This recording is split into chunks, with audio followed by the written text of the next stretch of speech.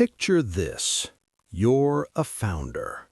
You've built a company from absolutely nothing into a $56 billion empire. You hit every milestone, delivered record returns, and your shareholders voted to approve your compensation package twice. And then, a court takes it all away. One judge, one ruling, 6 years of work erased. This isn't a hypothetical. This happened to the richest person on Earth, Elon Musk. Welcome to the world of fiduciary duty, the invisible law that governs every boardroom decision in America. In Delaware corporate law, there are essentially 2 roads. The first is the business judgment rule, where courts defer to your decisions. The second is entire fairness. This is where courts tear your deal apart, piece by piece. The difference between these two? It's the difference between walking free and writing a check for hundreds of millions of dollars. To understand how founders lose control, we need to look at a concept called MFW Creep. Courts used to require 50% ownership for control, but then they introduced transaction-specific control.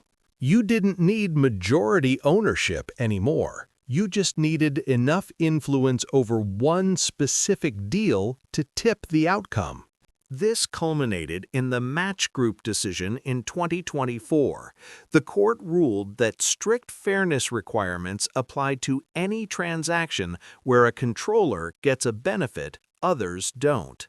Suddenly, routine commercial contracts or compensation packages required expensive special committees. The cost of doing business exploded. Companies panicked. Tesla announced it was leaving Delaware. Coinbase and Dropbox considered it too. We called it Dexit. Delaware realized it was losing its grip. So on March 25, 2025, they fought back with Senate Bill 2-1. This new law creates a statutory safe harbor. For most transactions, you now only need 1 approval mechanism, not 2. Crucially, Senate Bill 21 redefined who counts as a controlling stockholder. It introduced a 33% floor for those claiming managerial authority. If you own less than 33% and don't control the board, you now have statutory cover. The days of surprise transaction-specific control are over. But the fight isn't over.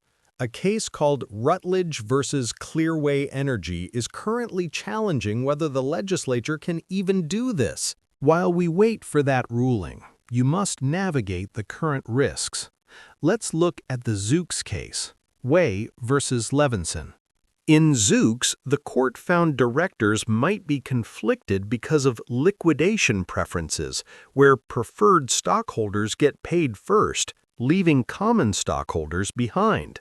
This teaches us that even independent directors can be conflicted if their incentives don't align with common shareholders. Then there's the clear day doctrine from the TripAdvisor case. Palkin versus Maffei. The court ruled you can move your company to Nevada, but you must do it on a clear day before you are threatened with a lawsuit. Finally, you must monitor your mission-critical risks. This is the Caremark duty. Finally, you must monitor your mission-critical risks. This is the Caremark duty. Even workplace culture is a risk now. In eXp World Holdings, directors faced claims for ignoring systemic misconduct. So, what must you do? First, document everything. If it's not in the minutes, the court assumes you didn't consider it. Second, ensure your board has a dedicated system to monitor risks, not just quarterly reports, but active oversight. Fiduciary duty is the architecture of corporate power. Understand it, and you control your destiny. Ignore it, and someone else will control yours. The question isn't whether you'll face a challenge, but whether you'll be ready. Subscribe for more insights on the laws that shape business. The law doesn't wait.